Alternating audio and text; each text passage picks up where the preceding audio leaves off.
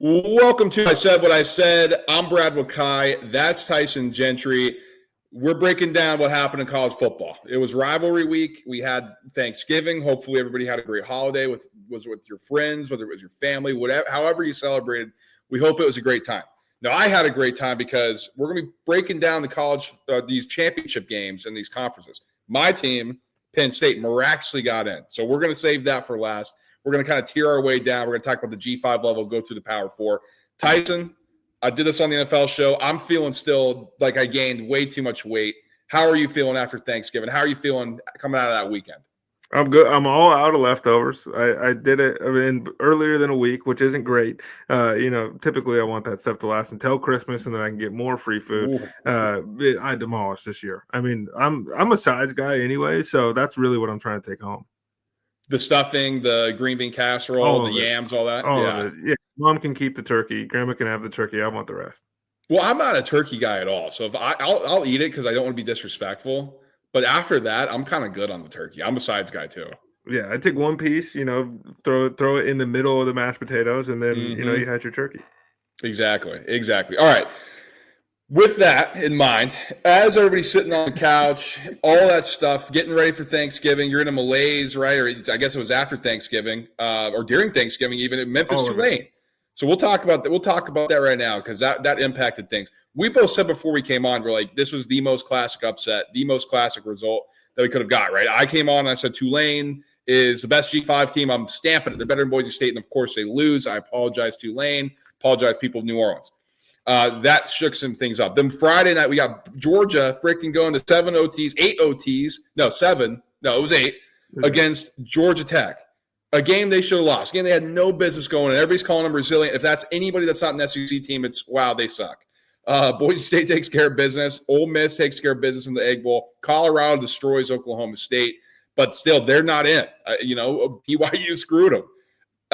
Those are kind of the most notable games from Friday, Tyson, and we'll kind of move into Saturday. But what'd you make of the Georgia thing? What'd you make of the Tulane thing and Boise State against Oregon State?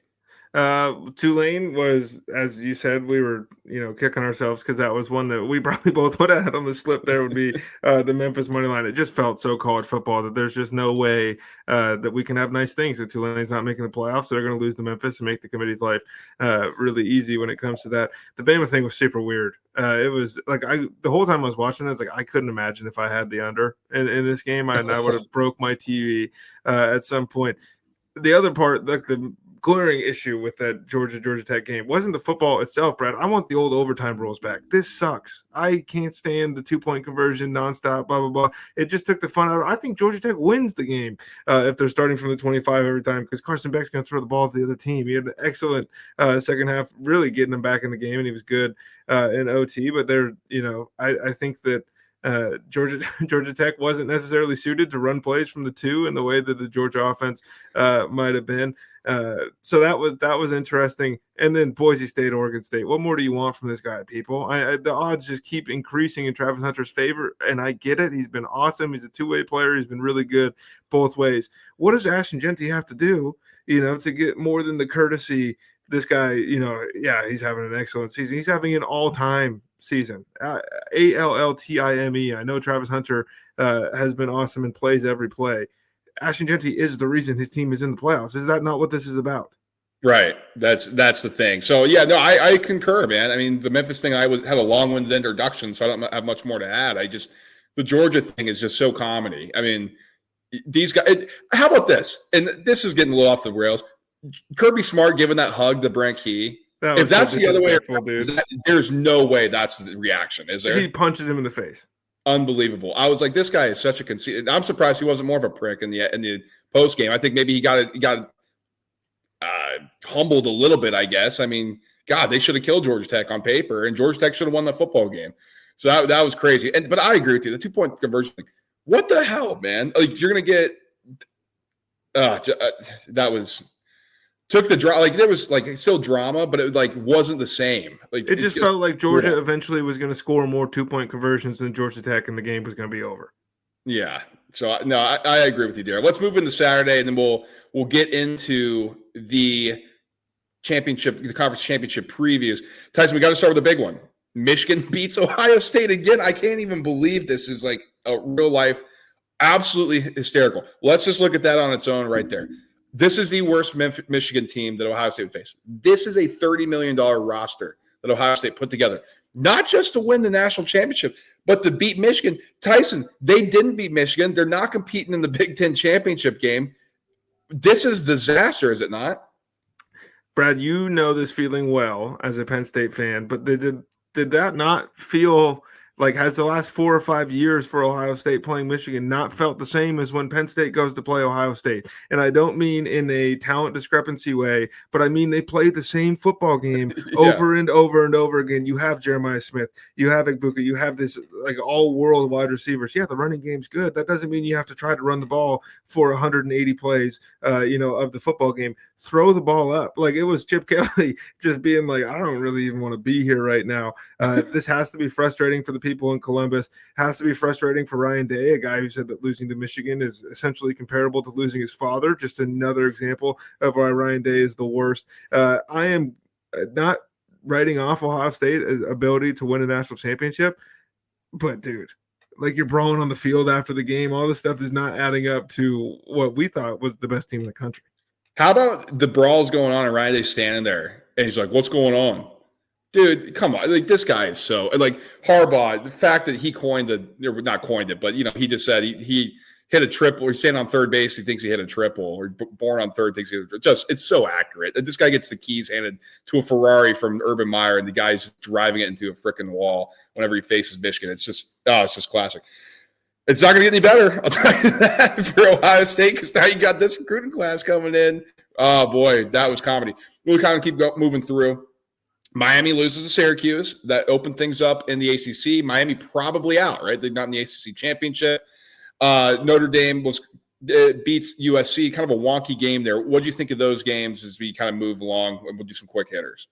Finally clicked for me that I feel like Miami is just a better version of 2020 Florida, who had a crazy offense and a horrible defense, like comparable to the fabled 2019 LSU offense. That Florida offense was really good. This Miami offense is really good. The defense kept them out of the playoff. We talked all year long they're playing with fire too much, and they're like, you got to put away some of these games. And Kyle McCord, rears his head and wins a big one there. And I think Miami should be out. And then, sorry, what was the other one? Notre Dame USC. Yeah, I mean, that was really fun. I think Miami is going to be a really good player down the line here for USC, but it kind of felt like experience won out, physicality won out. It was weird that the final score didn't reflect how close the game was, but also how much I thought Notre Dame was in control of that close football game. Yeah, it's wacky all the way around. Like, it looked like they were controlled, and USC would score, and then Notre Dame needed some pick sixes. Yeah, it was wild. And yeah, Miami's defense. So there's got to be at some point some physicality and toughness. I mean, God, Cristobal talks about this all the time. Why won't it come? You were talking when we were saying, like, is it, winning a conference title versus and getting the bye versus not having to play in the conference title and risk any of that stuff. And you were saying, like, this is things that matter. Like, Mario Cristobal is like, he's not going to not win an ACC championship so he can get into the college football playoff. He didn't do either. He just messed up both things. Well, that's why you can't play with fire in this situation. Like, go try to win a championship if you can all the time, right? Like, you can't try to big brain it because you never know what this committee is going to do. All of a sudden, Alabama's in. It's comedy. Texas takes care of Texas A&M. You want to talk about some question marks? I think we'll get into it when we preview these games. But they beat A&M. I don't know if you want to touch on that. That's kind of all I had that really stood out. That and South Carolina beats Clemson in a crazy game. And Alabama beats Auburn in the Iron Bowl. Not necessarily anything that stood out there. Anything you want to take away before we move on? I think everybody, is focused on the wrong SEC team being in or out of this college football playoff. I don't think anybody in the country wants to see Beamer and the boys roll in and play. South Carolina, heck of a year. Great way to end it for them. It was a electric day in college football. It was just, as soon as, the clock struck zero on the Ohio State-Michigan game, it was like, well, Miami's going down. Bama's in trouble later. Turns out Texas pass defense having 4 touchdowns allowed and 18 interceptions was a good enough reason for them to beat A&M. And lay off Elko. Yeah, sure. He probably should have taken the points on the first 4th down. You absolutely go for it on the second one. Calm down. Yeah, I couldn't believe that was the second one. Was ridiculous. You go for that every time. You want Well, let's move Haynes on. throwing the ball? Like this is what do you want? Yeah, I mean, with the play call, you can maybe get a little, I don't know about that, but the decision to go is the right one. Okay, Tyson, let's turn the page. Let's start looking ahead to the championship teams, the winners of the conference competing here. And I'll run through this quick. We're not going to break down every single one of them, but this is what we have this weekend. On Friday, for the Conference USA Championship, Western Kentucky, Jacksonville State. That's at 7 p.m. Eastern. Friday night, 8 p.m., UNLV, Boise State, Mountain West Championship. At the same time on ABC, Tulane Army for the American Athletic Championship. Let's go over to Saturdays, kicking off early. On ABC, Iowa State, Arizona State for the Big 12 Championship. At the same time, the MAC Championship, Miami, Ohio. Fun one there. 4 p.m., Georgia, Texas. Good rematch. Should be interesting. Marshall, Louisiana for the Sun Belt Championship. That's at 7:30. Then at 8 p.m., my Penn State Nittany Lions against Oregon and Clemson against SMU in the ACC Championship game.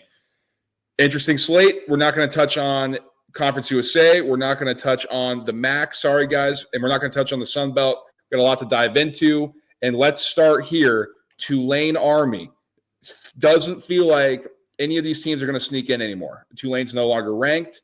Army is 23rd. They got bludgeoned by Notre Dame, but they're competing for an opportunity. These are programs who hopefully get into the CFP at some point. Tulane probably more likely. Where are you looking at this one? This was like setting up to be so much fun a month ago. It was just like this game is going to be awesome.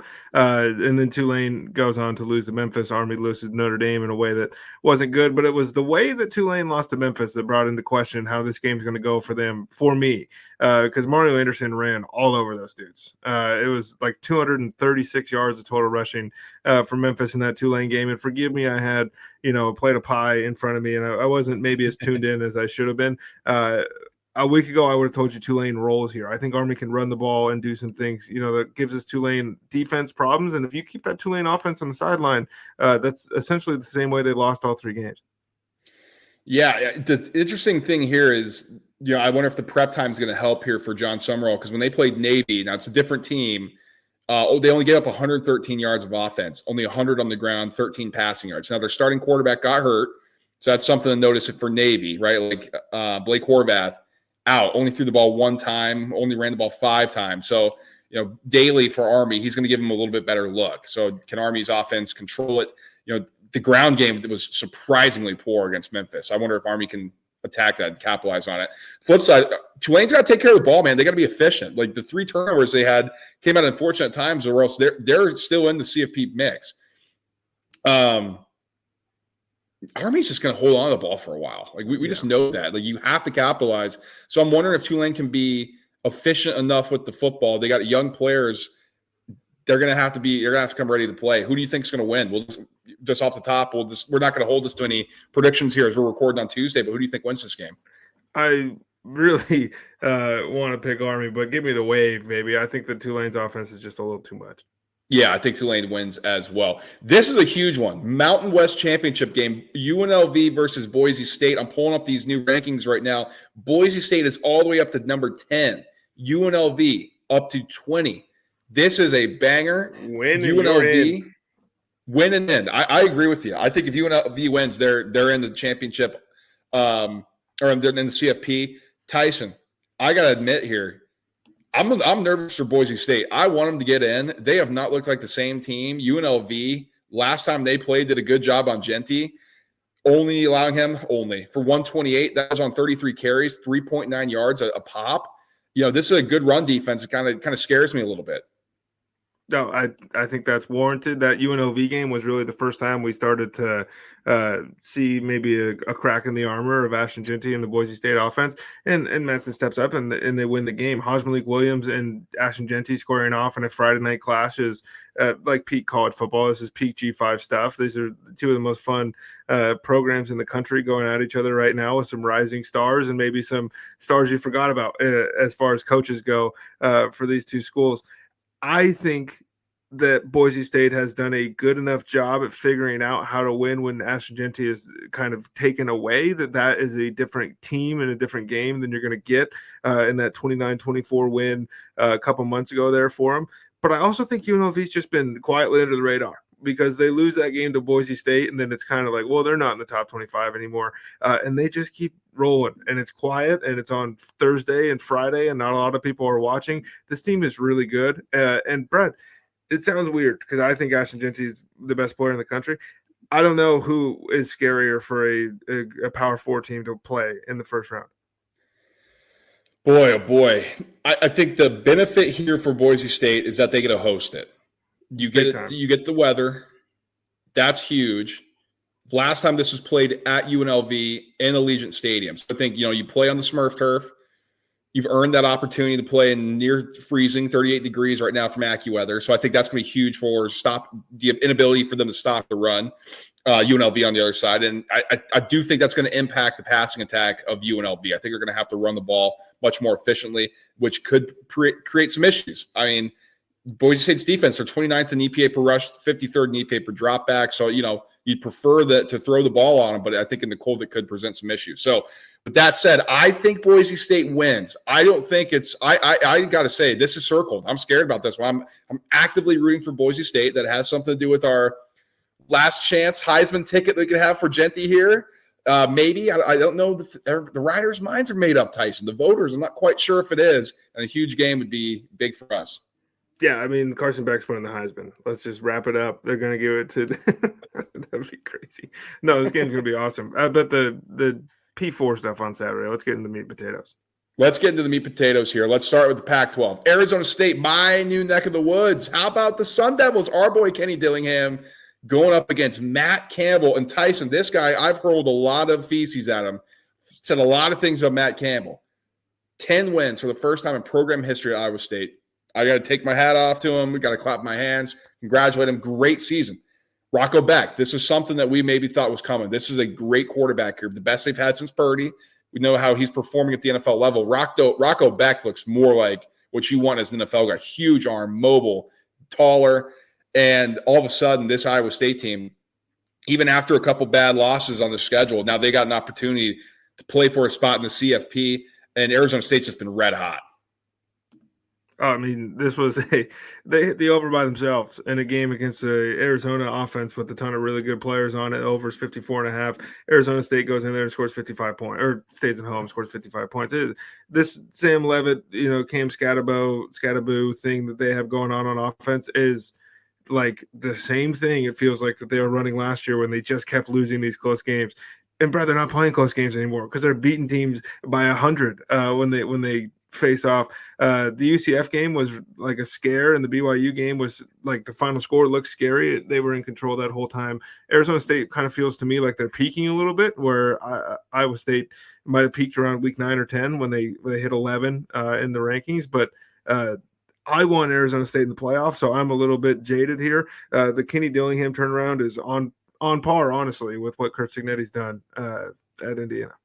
Oh yeah, I mean it's been awesome to see. I mean the guy, he's kind of out there a little bit, having a little never even played, right? Like it's just like this is, if you're watching at home, this is like the guy you wanted to be. Right. This is perfect. I mean, it's great for football too. I mean, some different things that we kind of push back and forth against the analytics and like the nerds calling the shots here. You got to be in the locker room at some point. But I mean, this guy, he was in. Sparring with Dan Lanning, offense versus defense, and really got a great opportunity at Arizona State. It didn't go well for the first time. It's been great this year. Tyson, on the field, these teams are pretty evenly matched. I mean, I'm just looking at these EPA stats. Iowa State's offense, 20th in EPA per rush, 29th in EPA per pass, against the defense at 17th and 23rd. Flip side, Arizona State's offense, 14th, 15th in rushing and drop back on an EPA basis, against the defense is 27th and 10th. I mean, it's pretty straightforward across the board. I do think these are the two best teams in the Big 12 as we kind of finished out, right? We had some peaks and valleys from different teams throughout the season, but I think consistently these are the two, and this should be a fun one. It was hard to watch Colorado score 52 points and just know that I'm not going to get to see him in a game that matters again. That's true. I'm not letting you off the hook here. Who are you going with? I know you said you want Arizona State. Arizona State's winning this football game. Yeah. All right. I got it. You know, Run the ball, win the game. I'm doing my local community a favor here. I'm picking Iowa State. Thank you. Let's get to the ACC. SMU Clemson. Now, Clemson thought their day was ruined, right? Like, you lose to South Carolina. I know it's not a conference game, conference matchup since they're playing an SEC opponent, but still a loss really opened things up for Miami. In Miami, all they had to do was win and then they're in anyway. But holy smokes, they thought their day was completely ruined. And all of a sudden, as we touched on, Miami's defense, I watched the replay of that game, hilarious. They were up by like 21, whatever it was. I mean, it was comical. Now, all of a sudden, SMU has an opportunity here, and Clemson has a real opportunity. SMU's been getting disrespected. Clemson, it feels like everybody wants them out, right? They're ranked 17th in CFP, but if they win, they get an automatic berth. This is insane. Yeah, this is – Dabo said that we have the chance to be the first 3-loss team in the history of college football, like, or in the, the modern era, to win a national championship after being the first team to go 15-0 and win it. And I'm not doubting them. I know they just lost and it wasn't pretty, but it does feel like they've turned it around a little bit. SMU is super confusing because if you do like a blind resume ranking and you look at the record, you're like, these guys are awesome. And then you look at the schedule and who they've beaten, and it's like, are you really talking yourself into Louisville as like a quality win? Sure, they're a good team, and you go on the road to get that one, but that's really like the best. You beat the crap out of Pitt at home, and you lose to BYU, but that was early in the season, and it made me get off the SMU bandwagon because I still thought BYU sucked. SMU is a little bit bipolar when it comes to offense and the way that they're going to do things. Some games it feels like, man, they cannot be stopped. They're going to need every single bit of that offense here against Clemson. This is a team that's been around the block. They know what they're doing when it comes to these big moments. SMU hasn't necessarily been here before. Does SMU still get into the playoff with a loss? No, I don't think so. Unfortunately, which I think is ridiculous. Although, with that said, it is a 3-loss Clemson team. So you got to take into account the losses they've had. So it does ding you, as much as I hate to say, but the fact that they would necessarily get punished for this loss, I think is absurd when you're going to have a team like Alabama who's in the playoff, jump them, maybe even, Tyson, I hate to say it, but we might even have 2-loss SEC teams based on the way these rankings have looked. So I think whoever, we talked about it looked like it was going to be 2 ACC teams. That could still be a possibility. Like maybe they do, are like, SMU should be in, but I agree. But with that said, what do you think? I mean, I'll go through the EPA stuff, then we'll do some predictions here just to give everybody an idea of what to expect. Tyson laid it out. It's 2 good units. Offensively, there's some question marks at SMU every time they step on the field, but 35th in EPA per rush, 9th in EPA per dropback. This Clemson defense is good. They've been really like strong lately. 28th in EPA per rush, 26th in EPA per dropback. I know you kind of see the highlights of Lenore Sellers running wild on him. Maybe Kevin Jennings does that. And this one, I think dual threat, that could be something to look at here.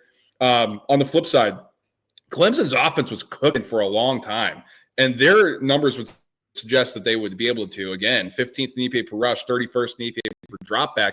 But Tyson, they haven't scored a ton of points. Or are the points gone? It's been weird. And this SMU defense is really good. I think that's actually the strength of their team. They're 3rd in EPA per rush, 14th in EPA per dropback. If they can get after Klubnik, we saw what happened to them in Georgia. If you can overpower this offensive line, that does create an advantage for SMU. So you got to win in the trenches. We'll see if SMU can do that against Clemson. We said they were prepared to be able to compete in the ACC. We were right on that. But can you win a championship? It's going to come down to the trenches, and that's what I'm going to have my eye on.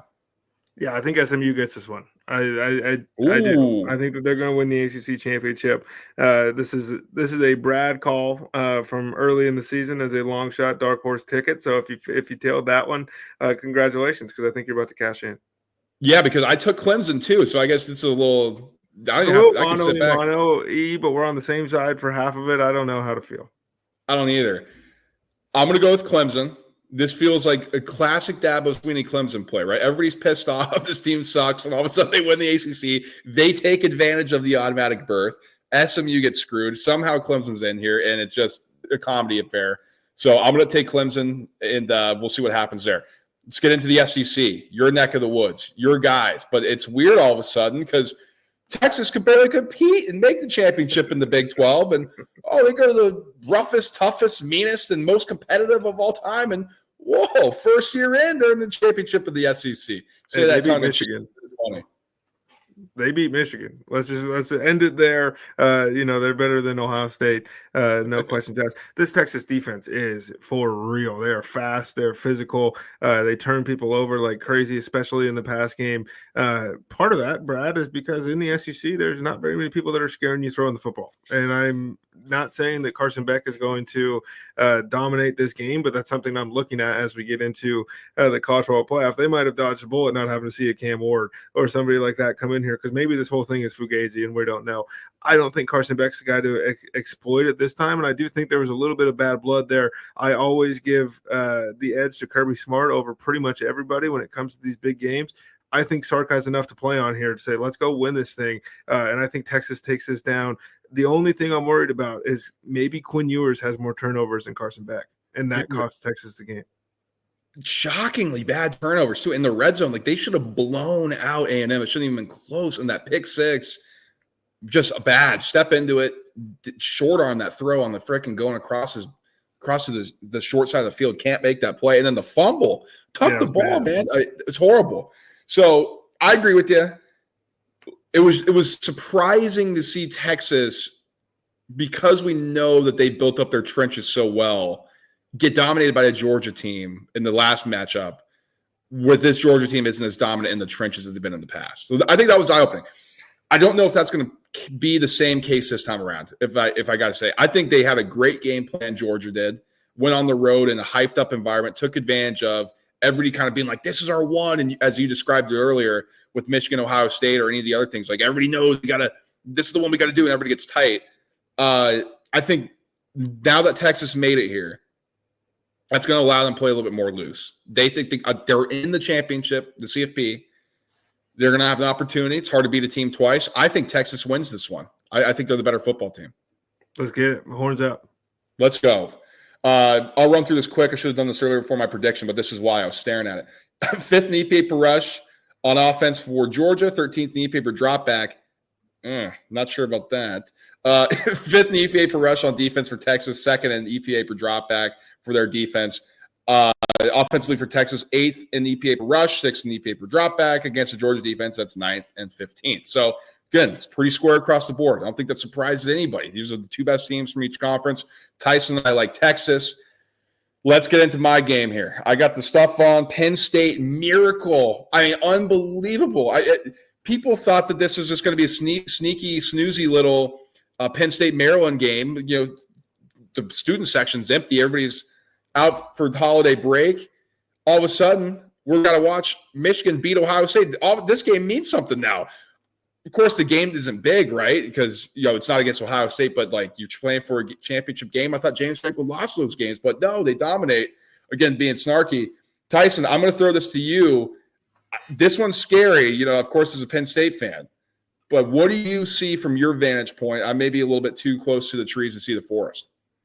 Well, first of all, if James Franklin knew about that being a game to get to the conference championship for a week leading up to it, then maybe it wouldn't have been so easy getting through there. I'm a Dan Lanning guy. I think that this Oregon team has been one of the most quietly disrespected best teams in the country that I can remember. I think that that's another thing.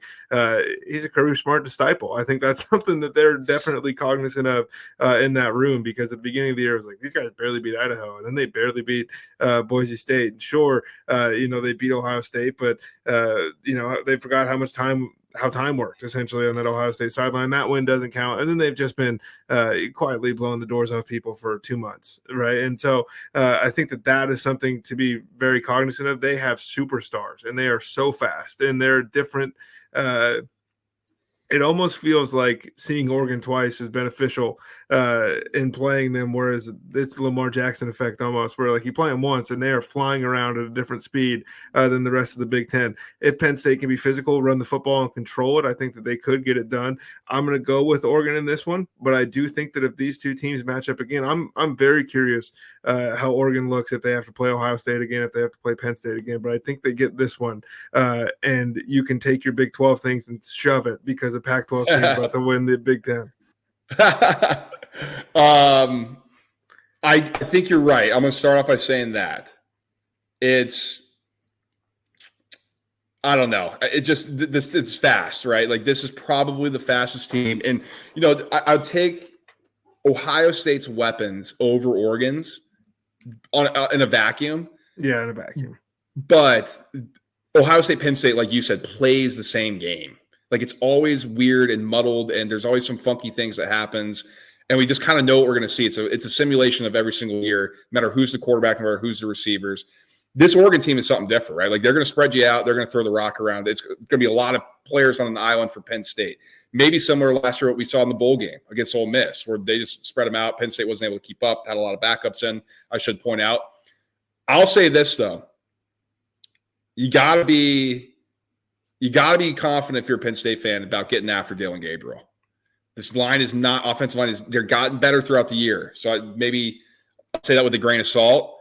This is a different animal who Oregon's going up against. Abdul Carter is peaking at the right time. This guy is a freak.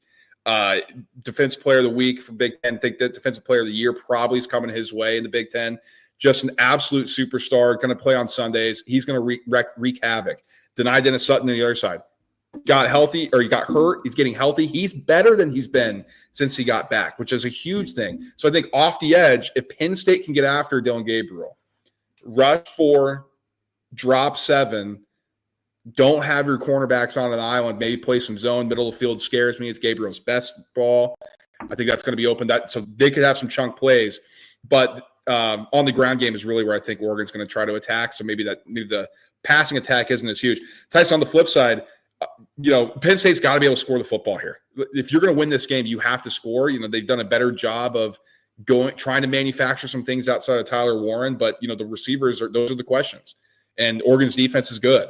5th in EPA per dropback. Penn State's offense is 2nd in EPA per dropback. They've been really efficient in adding points through the pass, all deep strikes. Tyler Warren, of course, helps. Best tight end in football.